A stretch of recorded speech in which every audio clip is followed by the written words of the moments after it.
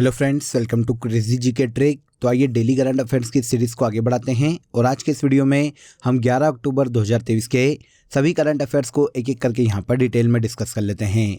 Video में and तक बने रहिएगा। वीडियो पसंद आए तो वीडियो को लाइक और शेयर कर दीजिएगा। आइए आज के करंट अफेयर का सबसे पहला क्वेश्चन देखिए। हाल ही में किस राज्य ने गंगा डॉल्फिन को राज्य जलीय जीव घोषित किया है? तो गंगा डॉल्फिन जो कि देखिए मीठे पानी की डॉल्फिन है और गंगा नदी में स्पेशली पाई जाती है, इसे हाल ही में उत्तर प्रदेश राज्य ने राज्य जलीय जीव घोषित किया है। आंसर ए हो जाएगा।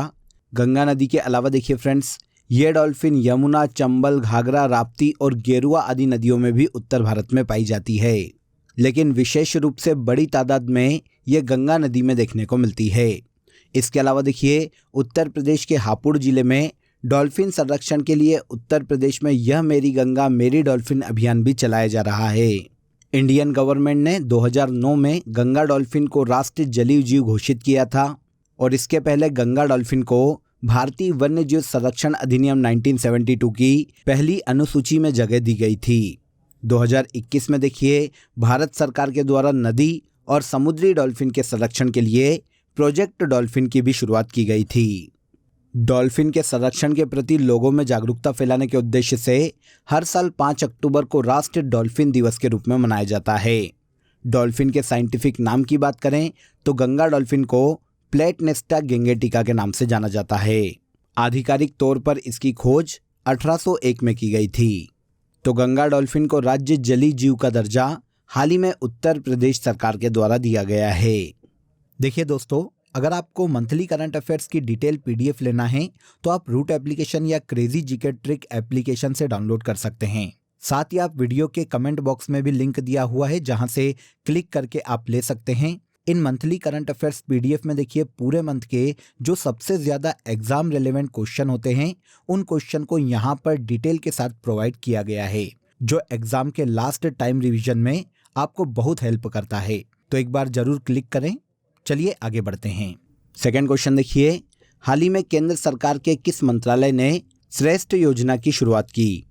तो देखिए श्रेष्ठ योजना की बात करें तो ये सेंट्रल गवर्नमेंट की ministry of social justice and empowerment के द्वारा शुरू की गई है। आंसर ए हो जाएगा। स्पेशली देखिए इस योजना को अनुसूचित जाति के उत्थान के लिए शुरू किया गया है। सेंट्रल गवर्नमेंट के सामाजिक न्याय और अधिकारिता मंत्रालय ने अनुसूचित जाति को शिक्षा में आगे बढ़ावा देने के उद्देश्य से और उनके सामाजिक और आर्थिक प्रगति को बढ़ावा देने के उद्देश्य से श्रेष्ठ योजना की हाल ही में शुरुआत की है। Schemes for residential education for student in high school in targeted areas श्रेष्ठ योजना का पूरा नाम है। देखिए फ्रेंड्स, इस योजना का प्राथमिक उद्देश्य सरकार की विकास योजनाओं को अनुसूचित जाति तक पहुंचाना है और इसके अलावा शिक्षा के क्षेत्र में अनुसूचित जाति के छात्रों को आगे बढ़ाना है।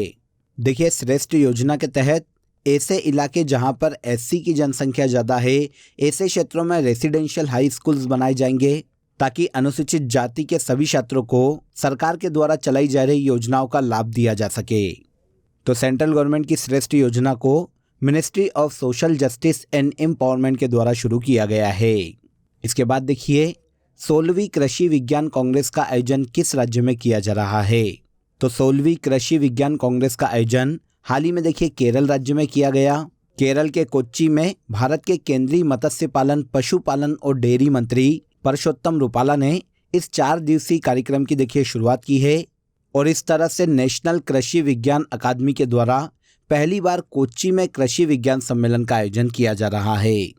अब देखिए उद्देश्य की बात करें कि 16वीं कृषि विज्ञान कांग्रेस को आयोजित किए जाने का उद्देश्य क्या है, तो आने वाली पीढ़ियों के लिए कृषि को लाभदायी बनाना और सुविधाजनक बनाना, इसके अलावा भारत की कृषि खाद्य प्रणाली को टिकाऊ उद्यम में बदलना या फिर बिजनेस में बदलना 16वीं कृषि विज्ञान कांग्रेस का आयोजन किए जाने का मुख्य उद्देश्य है।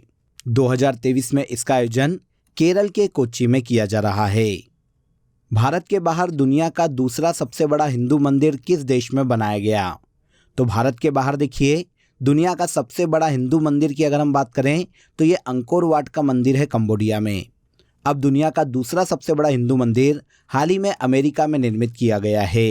अमेरिका के न्यू जर्सी में अक्षरधाम मंदिर का निर्माण किया गया है, जो कि भारत के बाहर दुनिया का दूसरा सबसे बड़ा हिंदू मंदिर है। देखिए फ्रेंड्स, इस मंदिर का निर्माण BAPS स्वामी नारायण अक्षरधाम संगठन के द्वारा करवाया गया, जो कि 183 एकड़ भूमि में फैला हुआ है। इस मंदिर को स्पेशली हिंदू धर्म ग्रंथों और भारतीय संस्कृति के आधार पर डिजाइन किया गया है। यह अक्षरधाम मंदिर है फ्रेंड्स, जो कि USA के न्यू जर्सी में बनाया गया है और विश्व का दूसरा सबसे बड़ा हिंदू मंदिर है। अभी जैसा कि मैंने आपको बताया, विश्व का सबसे बड़ा हिंदू मंदिर कंबोडिया में स्थित है अंकोर वाट का मंदिर, जो कि भगवान विष्णु को समर्पित है। यह मंदिर 402 एकड़ में फैला हुआ है। मिकांग नदी के किनारे स्थित इस मंदिर का निर्माण सम्राट सूर्यवर्मन द्वितीय के शासनकाल में करवाया गया था। हाल ही में उत्तर प्रदेश के प्रतापगढ़ रेलवे स्टेशन का नाम बदलकर क्या कर दिया गया है? तो देखिए, उत्तर प्रदेश में प्रतापगढ़ एक जिला है फ्रेंड्स, जहां पर 3 रेलवे स्टेशन के हाल ही में नाम बदले गए हैं, जिनमें से प्रतापगढ़ रेलवे स्टेशन का नाम बदलकर मां बेल्हा देवी धाम प्रतापगढ़ जंक्शन कर दिया गया है। आंसर सी हो जाएगा। उत्तर प्रदेश के प्रतापगढ़ रेलवे स्टेशन का नाम बदलकर मां बेल्हा देवी धाम प्रतापगढ़ जंक्शन, अंतु जंक्शन का नाम बदलकर मां चंद्रिका देवी धाम अंतु जंक्शन और विश्वनाथगंज जंक्शन का नाम बदलकर शनिदेव धाम विश्वनाथगंज जंक्शन कर दिया गया है। इस तरह से उत्तर प्रदेश के प्रतापगढ़ में 3 रेलवे स्टेशन के नाम बदले गए हैं। इन तीनों ही रेलवे स्टेशन के नाम देखिए उत्तर प्रदेश में स्थित धार्मिक पर्यटन स्थल के नाम पर रखे गए हैं, जिसका मुख्य उद्देश्य राज्य में धार्मिक पर्यटकों को बढ़ावा देना है। इसके अलावा भी पहले यूपी में काफ़ी नाम चेंज किए गए हैं, जिनमें से इलाहाबाद का नाम बदलकर प्रयागराज किया गया था, फैजाबाद का नाम बदलकर अयोध्या, मुगल सराय रेलवे स्टेशन का नाम बदलकर पंडित दीनदयाल उपाध्याय जंक्शन किया जा चुका है और झांसी रेलवे स्टेशन का नाम बदलकर वीरांगना लक्ष्मीबाई रेलवे स्टेशन किया गया था। अब उत्तर प्रदेश के प्रतापगढ़ रेलवे स्टेशन का नाम बदलकर मां बेल्हा देवी धाम प्रतापगढ़ जंक्शन कर दिया गया है। ओके, यहाँ तक के देखिए सभी क्वेश्चन आपको क्लियर हो गए होंगे। अब आ जाइए आज की कंट्री इन न्यूज़ में हम अफ्रीका महाद्वीप के देश तंजानिया को डिस्कस कर लेते हैं। तंजानिया जो कि अफ्रीका महाद्वीप का देश है, इसकी कैपिटल डोडोमा है। तंजानियन शिलिंग यहाँ की ऑफिशियल करेंसी है और सामिया सुलू हसन वर्तमान में इस देश के PM के पद पर हैं। पड़ोसी देशों की बात करें तो Kenya, Uganda, Rwanda, Burundi, Congo, Zambia, Malawi और मोजाम्बिक ये सभी तंजानिया के पड़ोसी देश हैं। विक्टोरिया, टंगानिका, मालावी झील तंजानिया की सबसे महत्वपूर्ण झीलें हैं। माउंट किलीमंजारो तंजानिया और पूरे अफ्रीका महाद्वीप की सबसे ऊंची चोटी है। रूफिजी नदी तंजानिया की सबसे बड़ी नदी है। इसके अलावा देखिए विक्टोरिया झील जो कि तंजानिया में स्थित है फ्रेंड्स, एक्चुअल में ये तंजानिया और केनिया की सीमा पर स्थित है। इसके अलावा टंगानिका झील के साथ तंजानिया, कांगो और बुरुंडी अपनी सीमा आपस में साझा करते हैं। तंजानिया में वर्तमान में 7 यूनेस्को साइट है, जिसमें नागोरो-गोरो संरक्षण क्षेत्र, सेलस गेम रिजर्व और माउंट किलीमंजारो शामिल है। तो यह है फ्रेंड्स अफ्रीकी देश तंजानिया, जिसकी कैपिटल डोडोमा है। इसके बाद आगे आ जाइए, चर्चा में रहा माउंट ब्लॉक किस महाद्वीप में स्थित है? तो माउंट ब्लॉक जो कि देखिए एक पर्वतमाला है फ्रेंड्स, ये यूरोप महाद्वीप में स्थित है। अब सुर्खियों में क्यों है ये क्वेश्चन आता है, तो हाल ही में देखिए एक शोध में यूरोप में स्थित पर्वत माउंट ब्लॉक की ऊंचाई में कमी आई है। 2021 के बाद इसकी ऊंचाई लगभग 2.2 मीटर तक कम हो गई है। 2 साल पहले देखिए जब इसकी ऊंचाई मापी गई थी तब इसकी ऊंचाई ऑलमोस्ट 4807 मीटर थी, लेकिन अब ये ऊंचाई घटकर 4805 मीटर हो गई है। तो माउंट ब्लॉक पर्वत यूरोप महाद्वीप में स्थित एक पर्वत है फ्रेंड्स, जिसकी ऊंचाई में कमी आई है। अब देखिए ये जो पर्वत है ये फ्रांस, इटली और स्विट्जरलैंड में फैला हुआ है और आल्पस पर्वत श्रृंखला का हिस्सा है। यूरोप की सबसे बड़ी पर्वतमालाओं में से एक एल्पस को देखिए हर 2 साल में मापा जाता है, क्योंकि बढ़ते ग्लोबल वार्मिंग के कारण इस पर्वत पर जो कि बर्फीला पर्वत है, इस पर क्या प्रभाव पड़ रहा है, इसे हर 2 साल में मापा जाता है। तो माउंट ब्लॉक यूरोप की इसी एल्पस पर्वतमाला का भाग है। अब देखिए एल्पस पर्वतमाला की बात करें तो जैसा कि अभी मैंने आपको बताया, ये मध्य यूरोप की सबसे बड़ी पर्वतमाला है, जो कि देखिए नवीन वलित पर्वतमाला है, जिसकी टोटल लंबाई ऑलमोस्ट 1200 किलोमीटर है। इस पर्वतमाला की सबसे ऊंची चोटी माउंट ब्लॉक फ्रांस में स्थित है। भारतीय नौसेना द्वारा अभ्यास चक्रवात 2023 का आयोजन किस राज्य में किया गया? तो देखिए भारतीय नेवी के द्वारा चक्रवात 2023 युद्धाभ्यास का आयोजन हाल ही में गोवा राज्य में किया गया है।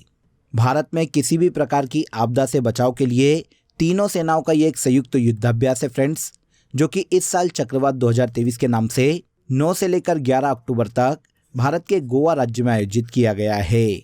भारत की तीनों सेनाओं के द्वारा देखिए बारी बारी इस अभ्यास चक्रवात का आयोजन किया जाता है। भारतीय सेना के द्वारा सबसे पहली बार अभ्यास चक्रवात का आयोजन 2016 में किया गया था और लास्ट ईयर 2022 में भारत की वायुसेना के द्वारा इसका आयोजन उत्तर प्रदेश के आगरा में किया गया था और अब 2023 में इसका आयोजन भारत के गोवा राज्य में किया जा रहा है। आगे देखिए, एक्सरसाइज भारत NCX 2023 का संबंध किस क्षेत्र से है? तो देखिए, ये जो अभ्यास है जिसे भारत NCX 2023 नाम दिया गया है, ये भारत में साइबर सुरक्षा से संबंधित है फ्रेंड्स। देखिए, भारत सरकार के प्रधान वैज्ञानिक सलाहकार अजय कुमार सूद ने राष्ट्रीय साइबर सुरक्षा अभ्यास एक्सरसाइज भारत NCX 2023 का हाल ही में इनॉग्रेशन किया। उद्देश्य क्या है? तो देखिए, भारत में जितने भी सरकारी क्षेत्र हैं, जितनी भी सरकारी संस्थाएं हैं या फिर जितनी भी निजी एजेंसियां हैं, उन सभी कर्मचारियों को, सीनियर मैनेजमेंट या टेक्निकल पर्सनल्स को साइबर खतरों के बारे में जागरूक करना और साइबर घटनाओं से निपटने के लिए प्रशिक्षित करना इस अभ्यास को आयोजित किए जाने का मुख्य उद्देश्य है। तो एक्सरसाइज भारत NCX 2023 साइबर सुरक्षा से संबंधित अभ्यास है। इसके बाद देखिए, BWF विश्व जूनियर चैंपियनशिप में भारत के आयुष शेट्टी ने कौन सा पदक जीता है? तो BWF विश्व जूनियर चैंपियनशिप 2023 में भारत के आयुष शेट्टी ने बैडमिंटन में देखिए ब्रॉन्ज मेडल अपने नाम किया है। आंसर सी हो जाएगा। देखिए, आयोजन कहां पर किया गया? तो BWF विश्व जूनियर चैंपियनशिप का आयोजन हाल ही में अमेरिका के स्पोकेन में किया गया है, जिसमें भारत के बैडमिंटन खिलाड़ी आयुष शेट्टी ने बैडमिंटन में ब्रॉन्ज मेडल अपने नाम किया है और इस तरह से विश्व चैंपियनशिप में पदक जीतने वाले ये 10वें भारतीय बन गए हैं। इसके अलावा इस इवेंट का जो गोल्ड मेडल है वो इंडोनेशिया के अलवी फरहान ने अपने नाम किया है। देखिए, अभी तक BWF विश्व जूनियर चैंपियनशिप में भारत ने टोटल 11 मेडल अपने नाम किए हैं, जिसमें भारत की साइना नेहवाल ने 2006 में सिल्वर मेडल और 2008 में गोल्ड मेडल अपने नाम किया था। अब BWF विश्व जूनियर चैंपियनशिप की बात करें फ्रेंड्स, तो ये दुनिया की सर्वश्रेष्ठ जूनियर बैडमिंटन खिलाड़ियों की प्रतियोगिता है, जिसका आयोजन हर साल बैडमिंटन वर्ल्ड फेडरेशन के द्वारा करवाया जाता है।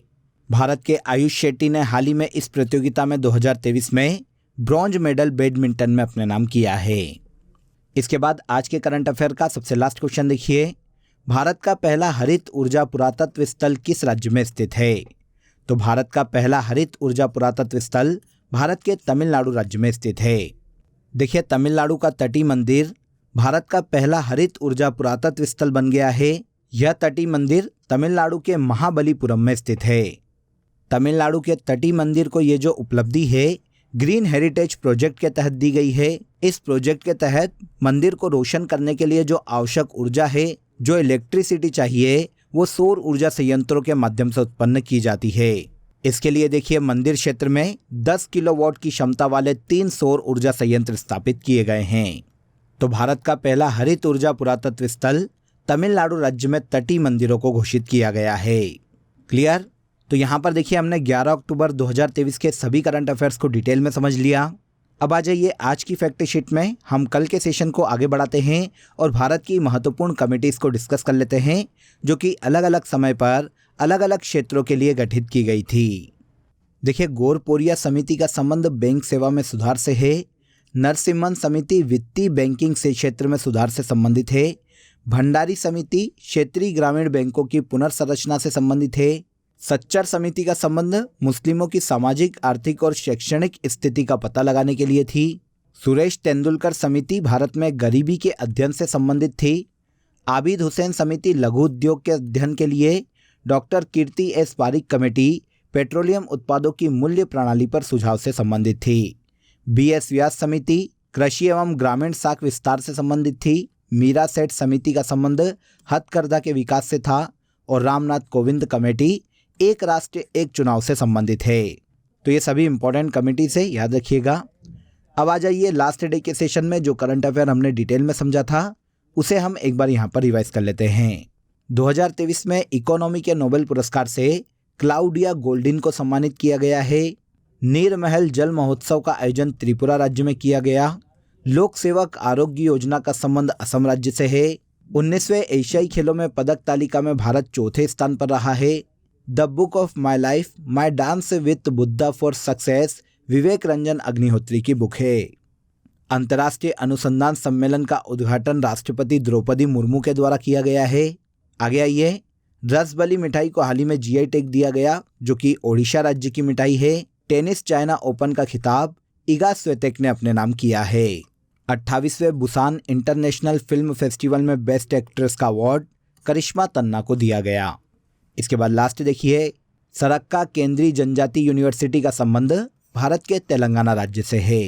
तो ये सभी ऐसे करंट अफेयर हैं फ्रेंड्स, जिन्हें हमने लास्ट डे के सेशन में डिटेल में समझा था।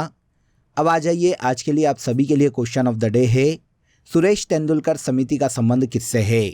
आज ही के सेशन में हमने इसे डिस्कस किया है, तो कमेंट में ज़रूर बताइएगा कि इस क्वेश्चन का आंसर क्या है। इसके अलावा दोस्तों, आप सभी के लिए एक इम्पॉर्टेंट अपडेट है। अब आपके लिए क्रेजी जीके ट्रिक के सभी कोर्सेस वेबसाइट पर भी अवेलेबल है। ये सभी कोर्सेस आप सभी की रिक्वायरमेंट और लेटेस्ट एग्जाम पैटर्न को ध्यान में रखकर डिज़ाइन किए गए हैं। यहाँ हम बेसिक कॉन्सेप्ट के साथ साथ कॉम्प्रिहेंसिव लर्निंग पर फोकस करते हैं, तो एक बार ज़रूर वेबसाइट पर विजिट करें। इसका लिंक आपको डिस्क्रिप्शन बॉक्स में दिया गया है। तो आज के इस वीडियो में बस इतना ही। अगर वीडियो अच्छा लगा हो तो वीडियो को लाइक और शेयर कर दीजिए, चैनल को सब्सक्राइब कर लीजिए। कल फिर मुलाकात करेंगे नेक्स्ट डे के करंट अफेयर में। तब तक अपना ख्याल रखिए। जय हिंद, जय भारत।